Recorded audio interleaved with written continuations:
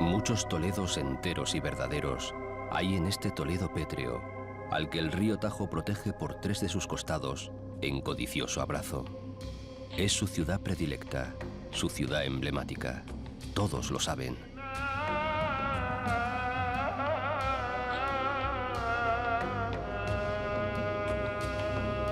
Uno de esos Toledos es ciertamente el que miró con apasionado ahínco el pintor cretense que aquí vivió durante más de 30 años, con más amarguras que felicidad, por cierto. Reflexionaba Gregorio Marañón, otro vecino ilustre de estos territorios. Doménicos Theotocópulos pintó el río solamente en 2 cuadros, mas para siempre, y con todas sus aguas lívidas despeñándose entre los tajos. Quizás en esos cuadros están el río y la ciudad más verdaderos.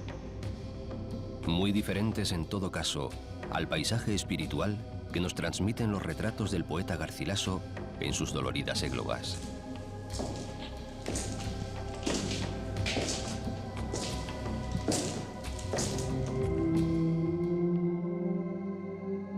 Aquel gran poeta guerrero, el que más tarde sería llamado Capitán del Tajo, herido entonces por la muerte de su amada Isabel, la portuguesa, sin duda hubo de fijarse más en la ciudad espectral y sombría, en la ciudad siempre mística, enraizada en su densa soledad, fuera del tiempo.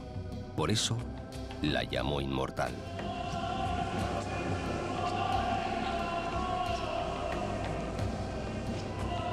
Toledo es la ciudad en la que todos los itinerarios son santos, pero siempre bajo la sombra levemente ominosa que viene de los olivares, como ya intuía Marañón. Para un río solo hay una ruta transitable, la de su destino. Claro que el ilustrado médico descubre, en su pasión toledana, muchas otras posibles, por ser este río el eje de España. En Toledo, cada ruta es no una lección de historia, sino una resurrección de nosotros mismos.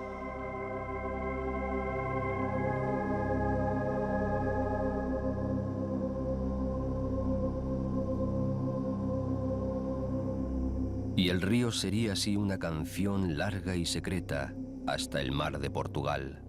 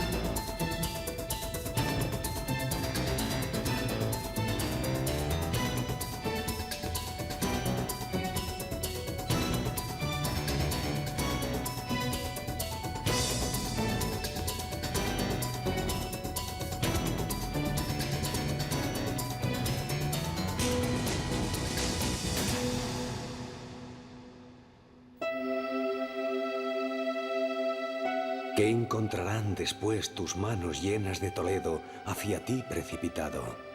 Se preguntaba hace medio siglo otro poeta, José García Nieto, herido también por estos paisajes rotundos.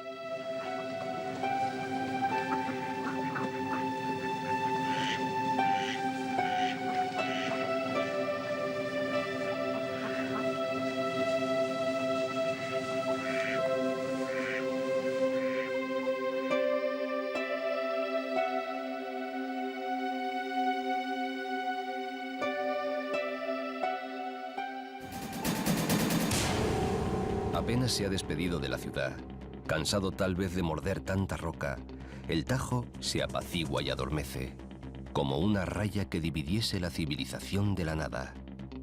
Así lo veía el viajero americano James Michener, al que le pareció tan bien que las llanuras siguientes, tan desoladas y vacías, quietas junto a los meandros del río, estaban como si acabaran de haber sido reconquistadas a los moros.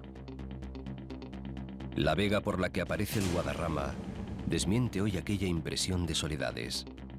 Un Guadarrama cargado también de muchos castigos, que baja con sus aguas aromatizadas por los pinos de la sierra madrileña de su nombre, solo cuando se lo permiten los muchos pueblos que ha visitado en su apresurado descenso.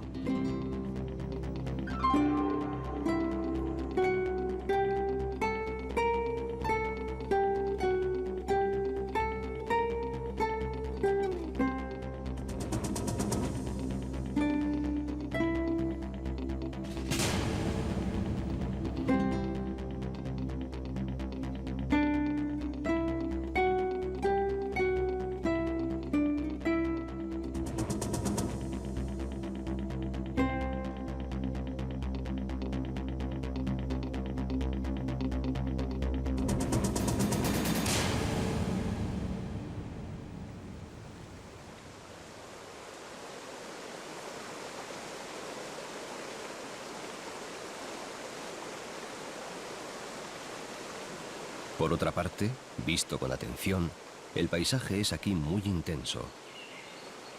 Las barrancas de Burujón, un poco escondidas en la margen derecha, forman una bronca letanía de cárcavas y cortados que asombran en la ondulada llanura.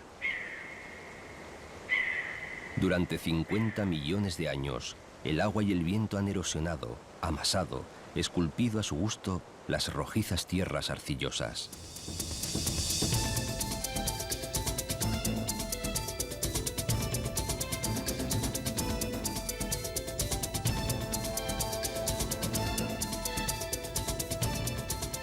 Tierras sedientas que se inclinan y se despeñan sobre el cauce del río represado, que caen en el gran remanso azul de Castrejón, el primer embalse de la nueva etapa.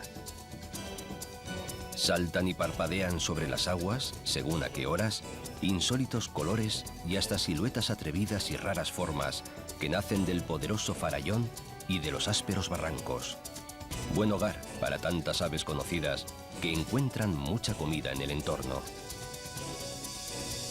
Si acaso, el Tajo hubiera podido caer en viejas arrogancias o pretensiones desmedidas, entregarse de nuevo a saltos de vértigo, a bramidos y rápidos temibles, pero la mano del hombre lo obliga otra vez a atascar su freno, a domesticarse y tornarse civil y utilitario.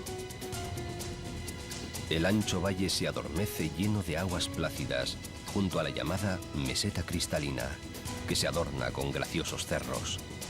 La conocida voracidad del hombre no ha arruinado del todo los primitivos bosques de coscoja y de encina, ni ha hecho especialmente difícil la vida a la cigüeña.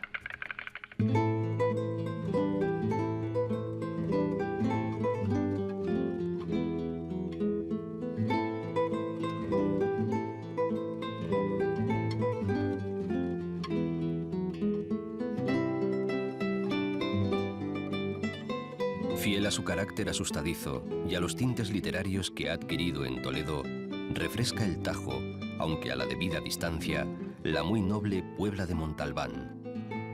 Por haber sido propiedad de los caballeros templarios, monjes y guerreros, le quedan a la Puebla muchos tesoros antiguos, algunos arremolinados en su preciosa Plaza Mayor.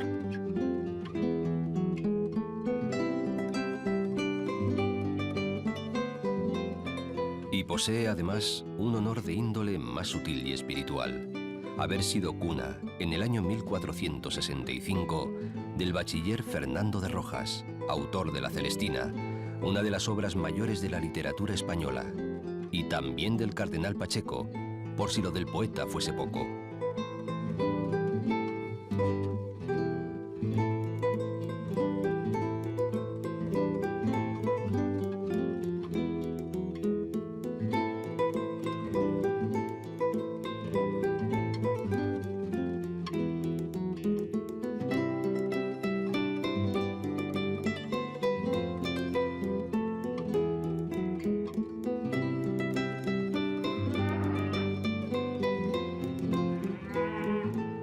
con temor tal vez a hundirse en los montes de Toledo, territorio granítico y bravo, muy rico en pobladuras gratas y en parajes admirables, el río se entretiene en sus meandros, regando huertos, llenando embalses.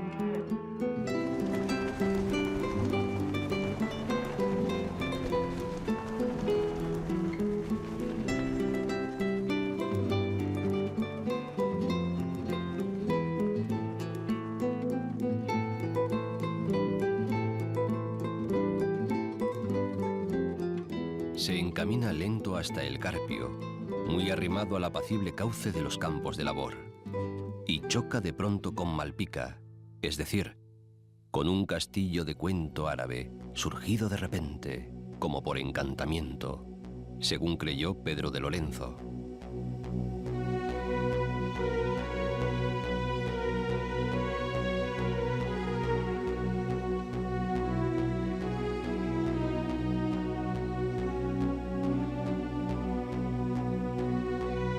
Fue toda esta zona fronteriza de defensa ante el Islam y estuvo erizada de castillos, muchas veces, sobre el curso de los ríos.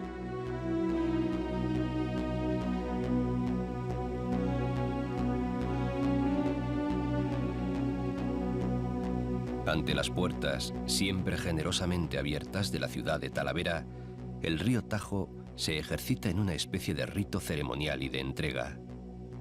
Las aguas se salen de madre, crean islas y arenales, se fijan a algunos taludes, dan alimento a bosquecillos de chopos. Por encima de los meandros se despliegan las barrancas que acogen Monte Bajo, Rañas y Reinos de la Retama. Es el umbral de los Montes de Toledo, territorio de la Jara. Como el sitio es encrucijada de caminos, cruce de antiguas cañadas y de rutas comerciales, se proveyó muy pronto de grandes puentes. Uno de ellos, el de Santa Catalina, que llaman viejo, suele hacerse pasar por romano, aunque su cuerpo actual es del siglo XV.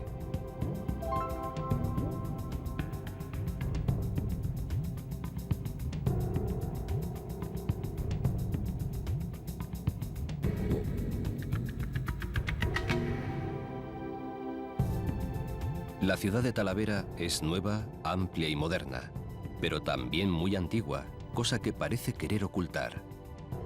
Muchos siglos y algunas guerras, sobre todo las de Reconquista, las napoleónicas y las carlistas, con la frecuente ayuda de las grandes avenidas del río, acabaron aplastando el Alcázar Moro, los 3 recintos amurallados y otros edificios de empaque. Quedan, no obstante, algunos vestigios para que el curioso pueda hacerse idea de cómo fue esta ciudad llana, cuyas defensas la hicieron famosa. Ha sido apodada de la Reina porque el monarca de Castilla y de León, Alfonso XI, se la regaló, mediado el siglo XIV, a su esposa María de Portugal, la soberana de Talavera. O tal vez porque se atribuyó su señorío a su famosa y regular amante, doña Leonor de Guzmán, a la que la celosa portuguesa acabó mandando matar más tarde en el propio castillo talaverano.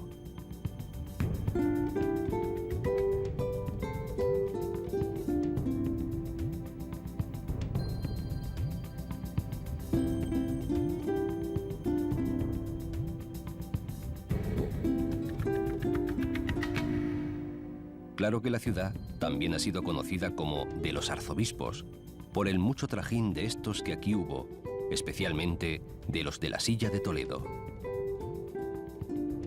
Talavera ha sido relativamente rica e industriosa y ha sabido siempre adaptarse a los cambios de los tiempos.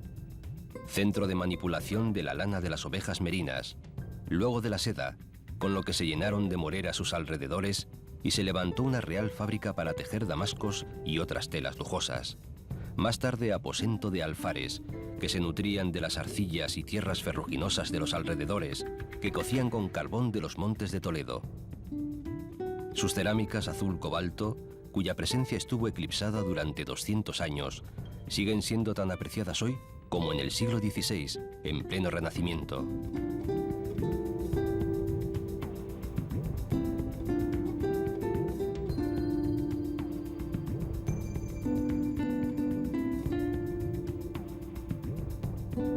Literatura y tauromaquia, en fin, tienen en la ciudad hitos propios. En la primera, porque anduvieron aquí en diversos menesteres dos arciprestes casi legendarios, el de Hita, autor del libro del buen amor, y el llamado precisamente de Talavera, Alfonso Martínez, que escribió El Corbacho. Pero además, de Talavera fue al parecer alcalde mayor, aunque por poco tiempo, el bachiller don Fernando de Rojas, el urdidor genial de la tragicomedia de Calixto y Melibea, natural de la Puebla de Montalbán, que ya visitó el río.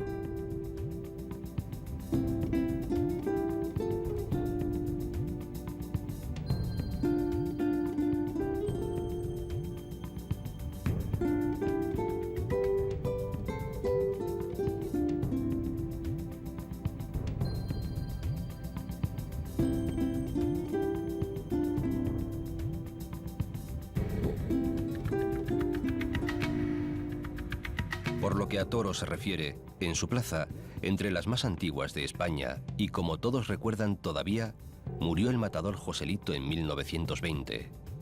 Confesaba Gerardo Diego. Y todo cesó al fin porque quisiste. Te entregaste tú mismo, estoy seguro. Bien lo decía en tu sonrisa triste, tu desdén hecho flor, tu desdén puro.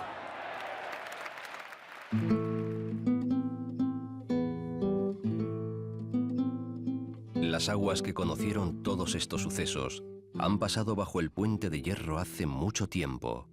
Ya no están aquí. Mas el río sí está. Siempre está.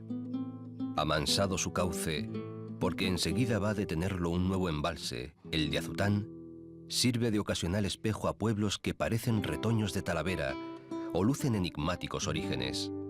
Alberche, Calera y Chozas, Las Herencias. Todos aprovechan más o menos las aguas y se entregan a cultivos de ocasión, es decir, de inmediato provecho y según pinte la demanda, hasta no hace mucho con la ayuda de norias y acequias.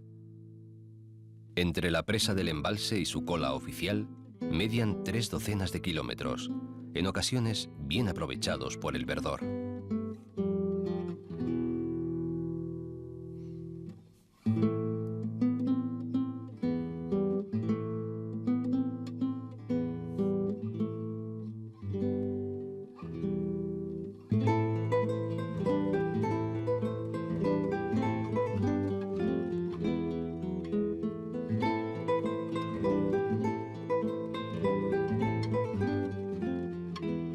Un río modesto, llamado Jévalo, se desenvuelve entre las Rañas, camino del embalse de Azután, junto a las rampas de Paniagua. La vegetación es refugio de jabalíes, corzos y venados. En algunos lugares, esa vegetación de carácter mediterráneo se torna doméstica y productiva, es decir, aparecen rodales de pinos, castaños y olivos. En la otra margen del río, donde dicen Jara Baja, no mejoran el carácter y el provecho de las tierras. Son también broncas, abrasadas, pedregosas, agrestes de espinas, mordidas de soledad.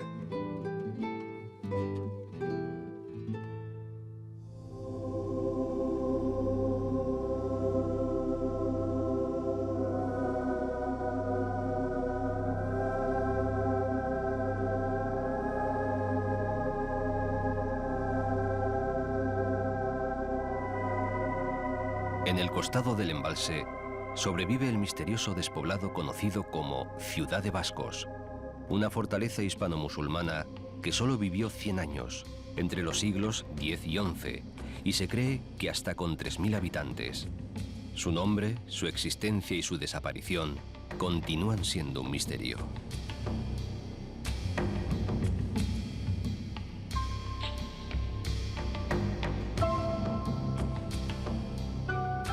Pero el río sigue por el sur, apartado y tranquilo, bajo uno de los puentes más ilustres que posee.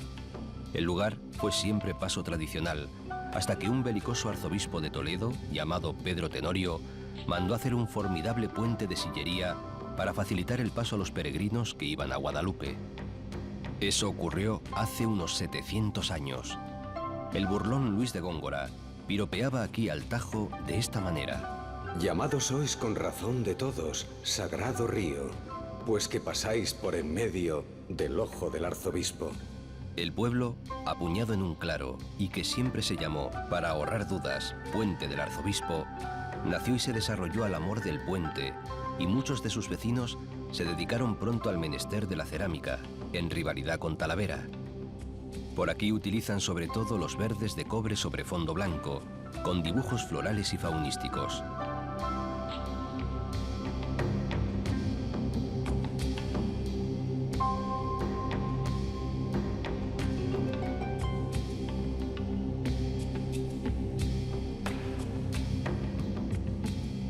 Es la elegante Puebla de Oropesa, un largo mirador sobre el vasto campo Arañuelo, al borde de Extremadura, a la que el río renuncia a aproximarse, aunque apenas dista una docena de kilómetros al norte.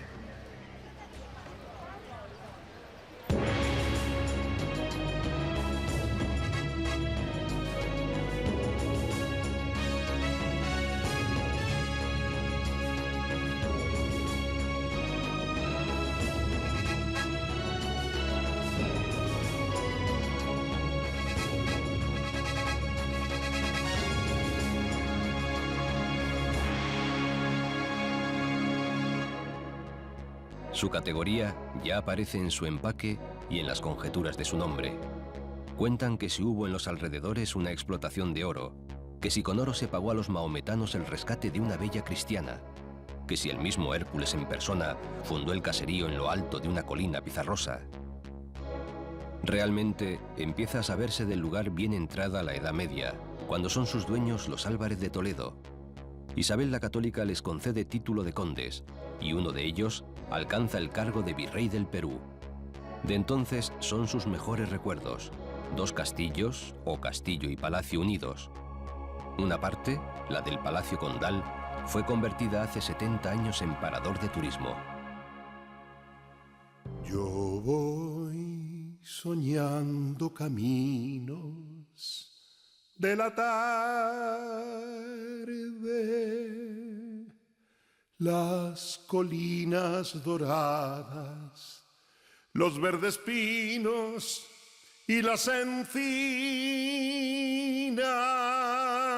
a donde el camino irá, a donde el camino irá. Yo voy cantando viajero a lo largo del sendero, la tarde cayendo está, la tarde cayendo está.